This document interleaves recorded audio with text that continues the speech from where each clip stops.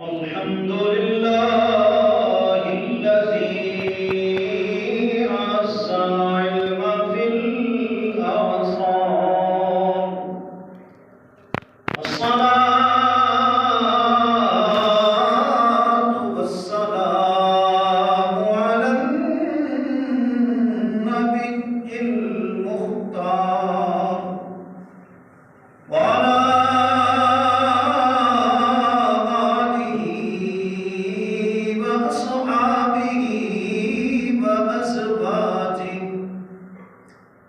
وأزواجه وأهل بيته وأهل سنته وأولياء أمته وصلحاء ملته أجمعين. أما بعد فأعوذ بالله من الشيطان الرجيم. بسم الله الرحمن الرحيم. المال والبنون زينة الحياة الدنيا والباقيات الصالحات خير عند ربك ثوابا وخير أملا. آمنت بالله صدق الله العظيم وصدق رسوله النبي الكريم الأمين ببركة إن الله وملائكته يصلون على النبي يا أيها الذين آمنوا صلوا عليه وسلموا تسليما. تمام أحباب الغيب، الصلاة والسلام عليك يا سيدي يا رسول الله وعلى آلك وأصحابك يا سيدي يا خير خلق الله. الصلاة والسلام عليك يا سيدي يا نور الله وعلى آلك وأصحابك يا سيدي يا شفيع المذنبين.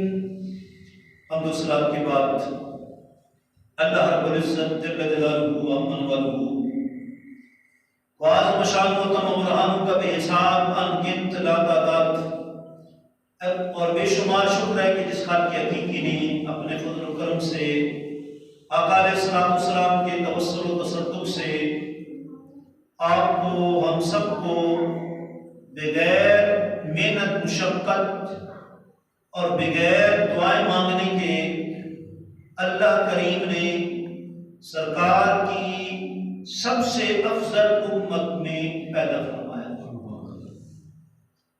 और पैदा करने के बाद अल्लाह करीम ने गरीब अमीर छोटा बड़ा हर किसी को दौलत अता फरमाई, किसी को ज्यादा किसी को थोड़ी। आगे फिर दौलत का इस्तेमाल दो तरह का हो गया, एक इस्तेमाल कानूनी हुआ और एक इस्तेमाल इब्राहिमी या खलीली हुआ। कानून की कितनी दौलत थी आप हम सोच नहीं सकते। कुरान ने 20वें पारे में बयान किया सूरह अल-क़सस के अंदर, इन्ना कारून कान मिन कौम मूसा, कि कारून मूसा अलैहिस्सलाम की कौम में से था। फबग़ा अलैहिम फ़आतैनाहु मिनल कुनूज़, उसने फिर मूसा अलैहिस्सलाम के खिलाफ सरकशी की, लेकिन हमने उसको दौलत अता फरमाई, खजाने अता किए दौलत, और इतने खजाने अता किए। अल्लाह करीम फरमाता है कि ताकतवर जमात, ताकतवर लोग मिलकर उसके खजानों की चाबियों को नहीं उठा सकते थे, इतनी उसके पास दौलत थी, इतनी अमीर थी। कई खच्चरों और गधों पर उसके खजानों की चाबियों को लाद कर जो है वो ले जाया जाता था, लेकिन उसने वो सारी दौलत अल्लाह की राह में खर्च नहीं की, ऐश परस्ती पर लगाई, फजूल खर्ची पर उसको सर्फ किया। तो फिर उसका नतीजा क्या निकला? अल्लाह करीम फरमाता है फिर हमने क्या किया, हमने जमीन के अंदर उसको धंसा दिया। और हदीस के अंदर आता है कि हुजूर ने फरमाया कि वो क़यामत तक कारून जमीन के अंदर धंसता रहेगा। इससे आप ये भी आइडिया लगाएं कि जमीन की गहराई कितनी है, कितने साल कारून को हो गए। मूसा अलैहिस्सलाम के दौर में था, उसके बाद कितने दौर आए, ईसा अलैहिस्सलाम का दौर आया, सरकार का जमाना दस जा रहा है, कितने साल गुजर, लेकिन आप भी वो जमीन की नीचे धंसता जा रहा है। और फरिश्तों को आपने कहा कि कितने इसके खजाने, जितनी इसकी दौलत है, जिस जगह पर ये नीचे धंसना शुरू हुआ उस जगह पर जाकर वो सारे फेंक दो, वो दौलत वो खजाने सब जमीन दोष। दूसरी तरफ अल्लाह के प्यारे इब्राहीम अलैहिस्सलाम, अल्लाह ने बड़ी दौलत अता फरमाई, रात को फिर अल्लाह की राह में तामील हुक्म कैसे है, रात को इशारा है, सुबह अल्लाह की राह में निकाल, इशारा बिहार में इब्राहिम ये करो, इतने जानवर ज़िबा करो हमारी राह जी, ऊंट करो, बकरियां करो, गाय करो। 100 ऊंट का हुक्म हुआ, एक ऊंट पूरा महला मिलके खरीदता है। इब्राहिम अलैहिस्सलाम का फिर जिगरा देखे अल्लाह की राह, 100 के 100 अल्लाह की राह ज़िबा कर जी। तो मकसद यह है कि दो तरह का इस्तेमाल हर दौर में रहा है। अल्लाह करीम ने फैसला फरमाया, मा इंदकुम यनफदु व मा इंदल्लाहि बाक़, फरमाया जो दौलत तुम्हारे पास रह जाएगी ना, कि हम इससे ये करेंगे वो करेंगे, अपनी जरूरियात फरमाया वो खत्म हो जाएगी जितनी भी होगी, लेकिन व मा इंदल्लाहि बाक़, उस दौलत में से जो तुम निकाल के अल्लाह की राह में लगा दोगे वो महफूज होगी, बाकी रहेगी, बल्कि क़यामत का दिन रुकना तुम्हें मिलेगा। ये कुरान में वाज़ेह। अब हम देखते हैं, और ये इमाम गज़ाली रहमतुल्लाह अलैह की जो किताब है इहयाउल उलूम, उसका चैप्टर है ज़म्मुल किब्र, कि उसके अंदर इमाम गज़ाली बात करते हैं कि बंदे के अंदर तकब्बुर कैसे आता है, बड़ाई कैसे आती है। इमाम गज़ाली फरमाते हैं कि एक तकब्बुर शहरी का है, एक तकब्बुर देहाती का है, एक तकब्बुर बादशाह का है, एक तकब्बुर रियाया का है। इमाम गज़ाली रहमतुल्लाह अलैह फरमाते हैं कि जो भी बादशाह बनता है ना, उसका तकब्बुर इस वजह से होता है कि वो कहता है मैं अब बड़ा अमीर हो गया, मेरे पास इतनी दौलत हो गई है। बादशाहों के दौलत के खजानों में झगड़े होते हैं कि फलां ने हुकूमत की, उसकी कितनी दौलत कहां तक पहुंची, मेरी कहां तक पहुंची। इमाम गज़ाली फरमाते हैं बादशाहों पर यह तकब्बुर और किब्र होता है, लेकिन ये दौलत उनको कभी भी बचा नहीं सकती, ये दौलत कभी भी उनको बचा नहीं सकती। देखिए आपको मालूम है एक खलीफा मुअतसिम बिल्लाह गुजरा है और एक हलाकुहा गुजरा है। आप मुताला करें तारीख का, हिस्ट्री की कुतुब का, आपको पता चलेगा खलीफा मुअतसिम बिल्लाह बड़ी उसके पास दौलत थी जी, उसको हमारा हुकूमत मिली, बड़ी दौलत थी, लेकिन उसने रियाया पर उसको खर्च नहीं किया। उसने अपनी जात पर, अपने बीवी बच्चों पर खर्च किया। लेकुल्ले मुक्तरिन व हिक्कुन व लिकुल्ले फिरौन, तो साथ करने का मकूल है, हर बातिल वाले के मुकाबले में अल्लाह हक वाला पैदा कर देता है, और हर फिरौन के मुकाबले में अल्लाह मूसा जैसा बंदा पैदा कर देता है। ये तो पुराना असूल है, हर दौर से चला आ रहा है। अब खलीफा मुअतसिम ने जब बहुत कुछ दौलत कमाई, लेकिन रियाया पर अल्लाह की राह पर खर्च नहीं की, तो अल्लाह ने हलाकू खान को पैदा कर दिया। हलाकू खान ने खलीफा मुअतसिम बिल्लाह पर हमला किया, बिलाल उसको अपने दबोच में गिरफ्तार कर। हलाकू खान ने गिरफ्तार किया। अब जब खाने का वक्त आया तो वो जितने कारिंदे थे उसके, उनको इशारा किया कि खलीफा मुअत्तसिम बिल्लाह को खाने पीने की चीजें नहीं देनी, जवाहरात, हीरे, दिरहम व दिनार, ये सब कुछ इसके आगे रख दें और कहना खाओ। कारिंदों ने अलाकू खान का इशारा समझ के सारा कुछ आगे रख दिया और कहा जी आप खाएं। उन्होंने कहा कोई खाने पीने की चीजें हैं। उन्होंने कहा ये खाने पीने के लिए तो यही, इन्हीं को तो तुम जमा करते रहो अपनी हुकूमत में, खाने पीने की ये नहीं है, लेकिन इन्हीं को तुमने जमा किया है और लोगों का खाना पीना रोका है, लोगों के लिए मुश्किलात पैदा की है और तुमने आर्मी कम कर दिया है जी, ताकि तनख्वाहें ज्यादा देनी पड़े। अब आर्मी तो तुम्हें नहीं बचाएगी। अलाकू खान ने कहा कि तुमने कल आर्मी कम की थी, हालांकि आर्मी मुल्क के दिफा के लिए होती है, तुम्हारे दिफा के लिए नहीं होती। तुमने आर्मी को कम किया है कि तनख्वाहें ना देनी पड़े, अब तो तुमने अपनी तिजोरियां भरी है। अब न तुझे आर्मी बचा सकती है न तुझे दौलत बचा सकती है जी। इस तरीके से जो है वो खलीफा मुअत्तसिम बिल्लाह का खात्मा जी। तो बात ये चल रही थी कि जो दौलत अल्लाह की राह में खर्च होती है उसके जरिए बंदा जन्नत खरीदता है। यही माल है जो इंसान को इज्जत के बजाय जिल्लत में मुब्तला करता है और यही माल है जो इंसान को इज्जत देता है। इमाम गज़ाली फरमाते हैं बादशाहों का जो किब्र है वो दौलत की वजह से होता है, और फरमाते हैं जो ध्याती लोग हैं उनका तकब्बुर जमीन की वजह से होता है। वो फख्र करते हैं जी मेरी इतनी जमीन है जी, मेरी इतनी जायदाद है जी, और फरमाया जो शहरी लोग हैं वो दो चीजों की वजह से तकब्बुर में मुब्तला होते हैं, एक उनका लिबास, दूसरा उनकी सवारी।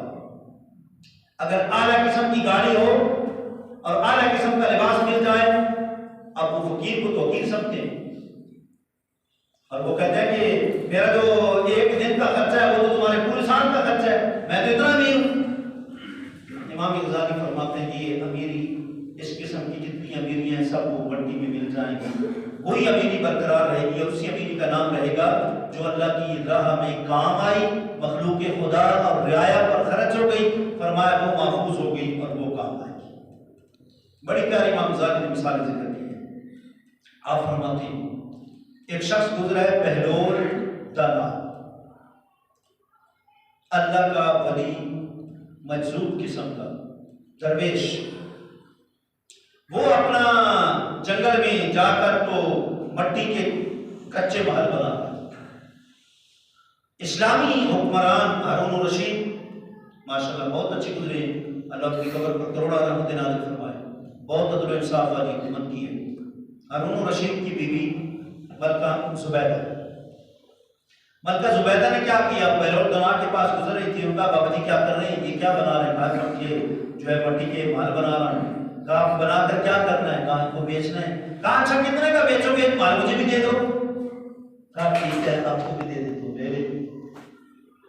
कहा इसकी कीमत क्या है, प्राइस क्या है, कहा 1 लाख उस दौर के हिसाब से, आजकल के हिसाब से, और मट्टी का माल कच्चा।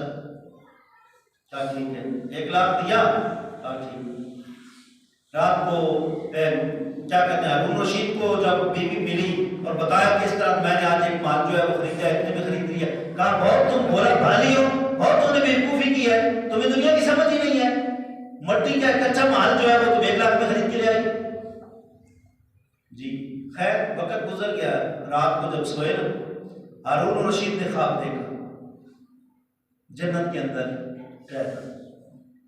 जन्नत के अंदर एक बहुत खूबसूरत महल है और हारून रशीद पास जाता है, आगे से जवाब आता है कि तुम्हारा माल नहीं है, तुम्हारी बीवी मलका जुबैदा का है जी, ये तुम्हारा नहीं है, ये तुम्हारी बीवी मलका जुबैदा का है जी।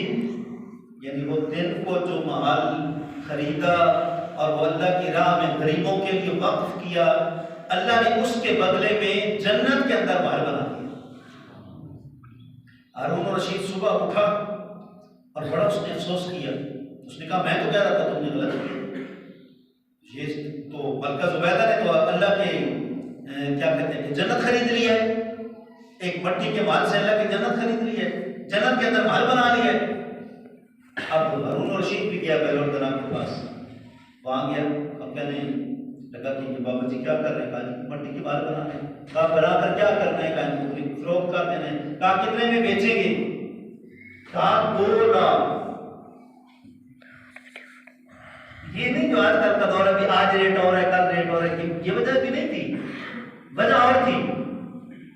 कहा कि कल यही महल मेरी बीवी को 1 लाख का दिया और मुझे अब 2 लाख का, ये क्या? कहा तुमने देखा ना बीवी का माल जन्नत में तैयार हुआ है, तुम्हारी बीवी में और तुम्हारे अंदर बहुत फर्क है। उसने बगैर तमा की वो माल खरीदा था, अल्लाह ने उसके बदले में जन्नत में उसका माल बना दिया। अब तुम इस तमा में आए हो कि मुझे भी जन्नत में माल मिल जाए, तो तुम्हें 1 का नहीं 2 लाख का मिलेगा। हारून रशीद ने 2 लाख का खरीद लिया कि 2 लाख का भी अगर माल मिले और जन्नत के अंदर रब माल बना दे तो कोई ये मतलब है कि महंगा तो नहीं है जी, अल्लाह की शान। अब बैलोल दना के पास 1 लाख वो आ गया, 2 लाख वो आ गया, 3 लाख जमा हो गए।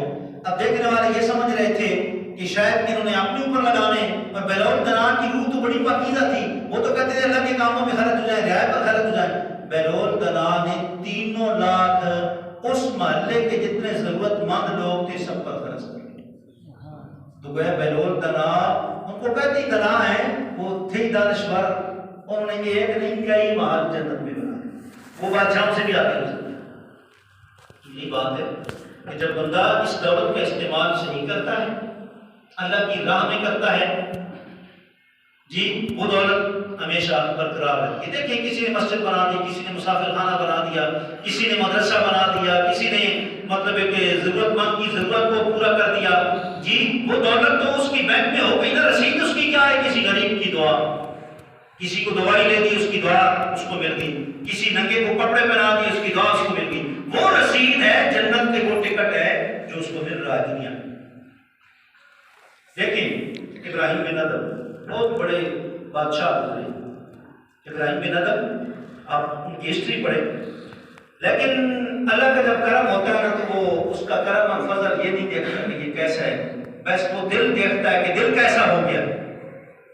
छोटा है, बड़ा है, अमीर है, गरीब है, बादशाह है, मिनिस्टर है, कोई भी है, बड़े बड़े हमने महकमों में देखे हैं कि बिल्कुल कलीम शेख लोग, कोई नमाज न पढ़ने वाले, अल्लाह का जब करम हो गया, वो जनाब दाता किए बगैर अपनी नौकरी पर जाती। बड़े बड़े हमने देखे हैं, बड़े बड़े लोग, अल्लाह का जब करम होता है ना, फिर दिल की दुनिया बदल जाती है। इब्राहिम बिन अदम बहुत बड़े बादशाह थे, उनके जब पैर निकलते थे तो कितने मतलब इर्द गिर्द लोग होते थे, कितना आला किस्म की सवारी होती थी हजरत इब्राहिम बिन अदम की। लेकिन जब अल्लाह का करम हुआ, फिर एक वक्त वो आया कि हज करने गए तो 14 साल में अल्लाह के हरम में पहुंचा।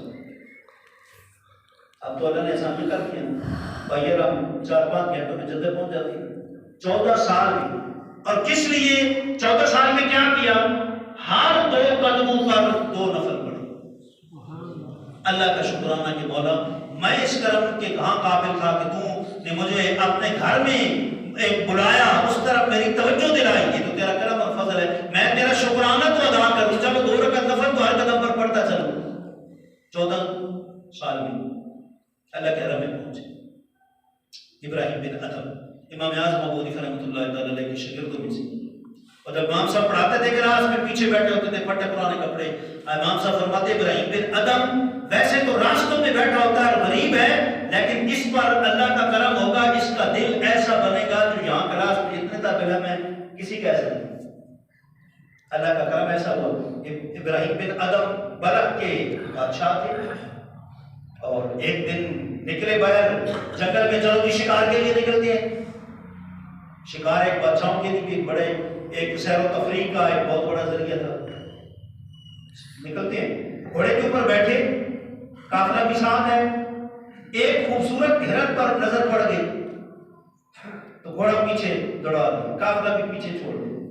कहा कि ये हिरन बड़ा खूबसूरत है, इसका शिकार करना है, इसको पकड़ना है।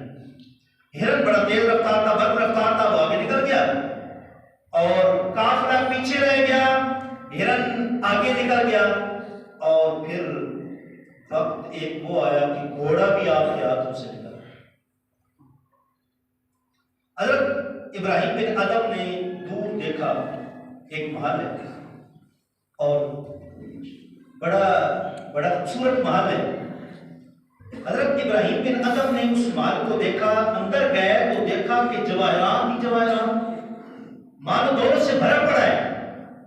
हज़रत इब्राहिम बिन अदम रहमतुल्लाह तआला अलैह ने सोचा अब घोड़ा भी मेरा चला गया है, कोई ऐसा आला होना चाहिए, सवारी होनी चाहिए जिसके जरिए इसको मैं अपने महल में मुंतकिल करूं। अल्लाह की कुदरत देखिए, दूर दराज नजर पड़ी तो एक लकड़ियां काटने वाला, मेहनत मुशक्कत करने वाला एक गरीब बंदा वो नजर आया। उसको जाके सलाम करते हैं, भाई क्या करो? कब लकड़ियां काट रहा हूं। कहा इसको क्या करोगे? लकड़ी काट के क्या करोगे? कहा जी फरोख्त कर दूंगा, लकड़ियां फरोख्त कर दूंगा। कहा अच्छा कितने की फरोख्त करते हो रोजाना? कहा सुबह से शाम तक काटता हूँ, फिर जो है बेचता हूँ तो बस 4 या 8 आने जो है ना इतने बनते हैं, अल्लाह की राह में बेच देता हूँ। यूं रोजाना दिन रात गुजर हो रहा है, अल्लाह का शुक्र है। तो कहा इससे ज़ैद की तलब नहीं है। कहा ज़ैद की क्या तलब होगी, मेरा इससे गुजारा हो जाता है, जितने से जरूरत पूरी हो जाती है, ज़ैद को क्या करते हैं? जरूरत पूरी करना मकसद है, जिंदगी गुजारनी है, बस जरूरत के साथ ज्यादा दौलत की हेरस नहीं है। कहा कि एक दिन मेरे ऊपर कुर्बानी दोगे? कहा क्या? वो महल वाली जो है वो जवाहरात और दौलत को आप मुंतकिल कराना चाहते हैं? कहा आपको कैसे पता चला? कहा जब बस अल्लाह ने अपना इरफान दिया, इबादत का शौक दिया तो फिर पहचान हो गई कि। कहा कि क्या? कहा कुर्बानी देने के लिए क्या? लेकिन ये बताएं कि ये तो दुनिया की दौलत है, इसको ज्यादा करके क्या करेंगे? दौलत तो असल हुई है जो अल्लाह की राह में काम है।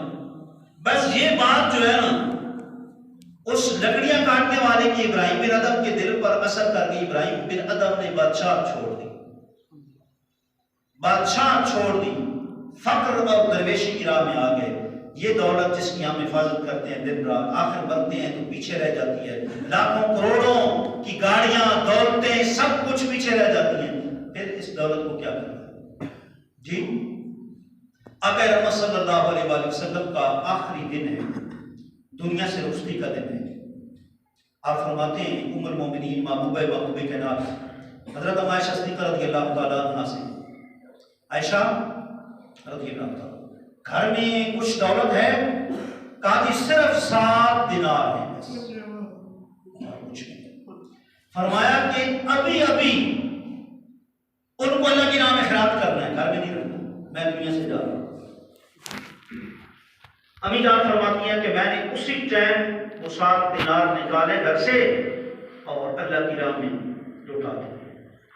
कैफियत ये हुई कि सरकार का जब इंतकाल हुआ तो लालटेन के अंदर जो है वो तेल नहीं था, ऑयल नहीं था जी, और वो उधार मांगकर उस लालटेन को अम्मी जान ने रोशन कराया। लेकिन हुजूर ने जो चिराग सहाबा के दिलों में रोशन किए दीन इस्लाम के, क़यामत तक न उनको कोई बुझा सका, न उनको कोई तब्दील कर सका। उनका इखलास ऐसा चमकता हुआ इखलास है कि वो क़यामत तक जारी रहेगा। हजरत इब्राहीम अलैहिस्सलाम आखिर क्या वजह थी? एक वक्त वो था कि एक ही मंजिल थी नीचे अल्लाह के हरम की, एक वक्त है, दूसरी बन गई, फिर तीसरी बन गई। मौलाना रूम फरमाता है जो बंदा मुखलिस होता है ना, अल्लाह की रज़ा के लिए काम करता है, उसकी अलामत ये होती है कि उसके दिल में जज्बा और इखलास होता है तो अल्लाह उस काम को और बढ़ा देता है। और मैं इसकी मिसाल देख रहे इब्राहीम अलैहिस्सलाम अल्लाह की राह में उन्होंने खैरात की। हालांकि आप भी अमीर थे, बहुत अमीर थे, बहुत गनी थे, लेकिन सारी दौलत की अमीरी वो फरमाया हुजूर ने कि वो दौलत से अमीरी नहीं होती। असल अमीर कबीर वो बंदा होता है जिसका दिल गनी है, जो सोचता नहीं है अल्लाह की राह में, कहते यार इसमें क्या घटा है, अल्लाह की राह में लौटाना है, यही तो काम आना है, यही तो बाकी रहना है, बाकी तो सब कुछ खत्म हो जाना है। तुम्हारे पास जो दौलत है वो तो खत्म हो जाएगी, और जो दौलत तुमने अपनी तंदुरुस्ती में अल्लाह की राह में खर्च कर दी वो फिर हमेशा बाकी रहेगी। फिर कोई बंदा मस्जिद बना दे, कोई बंदा कंजर नचाने के बजाय मदरसा बना दे, फजूल रस्मों के बजाय अपनी आखिरत संभालने के लिए अल्लाह की राह में खर्च कर दे, तो वो दौलत उसकी दौलत इब्राहिमी है जो महफूज हो गई है, और वो क़यामत वाले दिन भी उसको दुगना डबल ट्रिपल वो इंशाअल्लाह मिलेगी। जैसे आप कुर्बानी का देखते हैं, बंदा कुर्बानी करता है, यहाँ की सवारी का आखिरत की सवारी के साथ क्या मुकाबला है? यहाँ के किसी बकरे या किसी क्या कहते हैं कि बैल के या किसी क्या कहते हैं कि ऊंट के, इसका आखिरत के साथ, आखिरत की जो चीजें उनके साथ क्या निस्बत है। लेकिन अल्लाह करीम बड़ा मेहरबान है, वो फरमाता है कि जुमे वाले दिन कोई गरीब है, कोई अमीर है, पहले आ जाएगा ना सबसे पहली साफ में, तो फरमाया उसको कितना सवाब दूंगा। वो कुर्बानी उसने बगैर ऊँट की है कि नहीं की, फरमाया उसको इतना सवाब लिख दिया जाए, क़यामत वाले दिन ये उसको दे दिया जाए। जी हालांकि कितनी क्या तकलीफ करनी है, आधा घंटा पौना घंटा एक हलाल काम में, हराम काम के बजाय हलाल काम। हराम काम में क्यों कह रहा हूँ? कुरान ने हराम उसको कहा है। कुरान ने कहा जब जुमे वाले दिन मस्जिद में पहली अजान हो जाए उसके बाद तिजारत बिजनेस सब हराम है, वज़रुल बै, छोड़ दो उसको। और अल्लाह इसको खैर कह रहा है, ज़ालिकुम खैरुल लकुम इन कुंतुम तालमून, फरमाया तुम्हारे हक में बहुत बेहतर है अगर तुम इस हकीकत को समझ सकते हो। एक बंदा दुकान बंद करके आ गया, कस्टमर उसने छोड़ दिया, बल्कि कस्टमर को भी लेके आ गया, चलो यार नमाज का टाइम है, मस्जिद में चलो, अजान हो गई है जुमे की पहले, अब बंद कर दो दुकान को। वापस जब जाता है तो देखता है कि कई काम उसके हुए पड़े होते हैं। ये क्या है? ये अल्लाह की क्या कहते हैं कि इबादत की बरकत है। एक माह रमजान की मिसाल देख रहे हैं, बरकतों वाला महीना आ रहा है, अल्लाह सबको नसीब करे। माह रमजान के अंदर हर मुसलमान इबादत करता है। कितने महंगाई के दौर जो है वो गुजर चुके हैं, इसके बावजूद भी अल्लाह करीम का कितना करम है, दस्तरखान पूरा महीना भरे पड़े रहते हैं। मेरे एक दोस्त हैं, मेरे दोस्त का मतलब ये होता है कि मेरे साथ मिलकर अल्लाह की राह में खर्च करने वाले। मेरे दोस्त का मतलब ये नहीं होता कि मेरी कोई दौलत खर्च करे, मुझे अमीर बनाए। मैं बहुत अमीर हूँ, जब दाता साहब के कदमों में पढ़ाता हूँ कुरान हदीस और मेंबर पर बैठता हूँ, इससे बड़ी मुझे और अमीरी क्या चाहिए जी। तो वो मेरे दोस्त है, बड़े, मैंने 4 दिन पहले अभी शब बरात पर उनसे बात की। मैंने कहा यार अल्लाह ने बड़ी दौलत दी है, लेकिन मैं तो आपको कुछ नहीं कहता हूँ, आपका दिल देख के कहता हूँ कि आप अल्लाह की राह में खर्च करने वाले जी। उन्होंने कहा जी शुक्र है अल्लाह का, अल्लाह ने दी दिया तो खर्च करने के लिए दिल भी दिया है। मैंने कहा ये मजदूर हमारा तबका है, फैक्ट्रियों का है, चलो अगर सारे नहीं तो कुछ तो रोजा रखते होंगे ना, चलो 100 नहीं तो 50 या 60 तो रोजा रखते होंगे। तो यार मस्जिद है, हुजूर के नाम पर है, इनका एहतमाम होना चाहिए, इनका एहतमाम होना चाहिए। यकम रमजान से लेकर एंड तक इनका एहतमाम होना चाहिए, इफ्तारी का होना चाहिए। उन्होंने कहा सब आपने कह दिया, मैंने तैयारी कर ली है। अब आप सोच रहे हैं कि इकट्ठी खजूरें मंगवानी है, रूह अफ़ज़ा की बोतलें इकट्ठी मंगवानी है। मैंने कहा जैसे आप बेहतर समझते हैं, रोजाना लाएं, रोजाना खिलाएं, मखलूक के खुदा की दुआएं लें, यही तो काम है। गरीब मजदूर फैक्ट्री में काम करके फिर वो रोजा रखता है, मैं कहता हूँ इससे बड़ा तो ज्यादा इस दौर में है कोई कि सारा दिन गर्मी में उसने काम किया, रोजा रखा जी, फिर शाम को उस बेचारे को परेशानियों की होटल मिले ना मिले, कहाँ वो दूर जाए, वो इधर ही मस्जिद में आकर तेरी इफ्तारी करे। उन्होंने कहा कि ठीक है कैसे आपने नाम भी मेरा नहीं बताना है। ऐसे भी मुखलिस लोगों की यही रंग होती है, वो नाम नहीं चाहते, वो एक काम चाहते हैं और अल्लाह की बारगाह में मकाम चाहते हैं। इन्ना अक्रमकुम इंदल्लाह, अल्लाह फरमाता है मुअज़्ज़ज़ वो नहीं जिसको दुनिया मुअज़्ज़ज़ कहे, मुअज़्ज़ज़ तो वो है जो मेरी बारगाह में मुअज़्ज़ज़ हो गया जी। ऐसे ऐसे अपने बुजुर्ग देखे, एक बुजुर्ग को उनको किसी ने कहा यार वो दरसे का इफ्तिताह करना है, ये करना है, वो करना, फरमाया कोई इश्तिहार बैनर नहीं करने, आधी रात आप और हम जाएंगे अल्लाह की बारगाह में दुआ करेंगे, या अल्लाह ये तेरे दीन का मरकज बन रहा है, जहाँ जो बच्चियां बच्चे पढ़ें तेरा और तेरे महबूब का दीन सीखें, क़यामत तक वो इस दीन को फैलाते रहें। उन्होंने कहा हम तो इस चीज की कायल, इस यानी मीडिया के दौर में भी ऐसे अल्लाह के वली और नेक बंदे मौजूद हैं जिनकी वजह से ये दीन का निजाम चल रहा है। आप हम सुकून का सजदा करें। अल्लाह ऐसे दरवेशों और ऐसे लोगों का साया इस उम्मत पर कायम रखे और अल्लाह ताला हमें कुरान सुन्नत के हक़ाइक़ समझने और उसके मुताबिक हम सबको अमल करने की तौफीक अता फरमाए। जैसे मुझे कल पता चला कि बैर वाला निज़ाम अल्हम्दुलिल्लाह ठीक हो गया है, गटर वाला क्यों वो अल्हम्दुलिल्लाह हो गया है। तो अब हमने इंशाअल्लाह अज़ीज़ बैर जो है टफ टाइल लगानी है और हमने तमाम मुसलमानों को या कोई क्रिश्चियन यहाँ से गुजरे उसको बताना है कि मुसलमानों के दिलों में अब भी अल्हम्दुलिल्लाह अल्लाह के घर का जज्बा है, अल्लाह का एहतराम मौजूद है। ये देख रहे हैं हमने कुरान का एहतराम नहीं किया तो उन्होंने कितनी तौहीन की है, वो हमें मतलब देखना पड़ा। आज मस्जिदों का हम एहतराम नहीं करेंगे तो फिर क्या पता उन्होंने कल मस्जिदों की कितनी तौहीन करनी शुरू कर देना। आप उनके गिरजों की करते हैं या नहीं करते, उन्हें क्या पता क्या करना।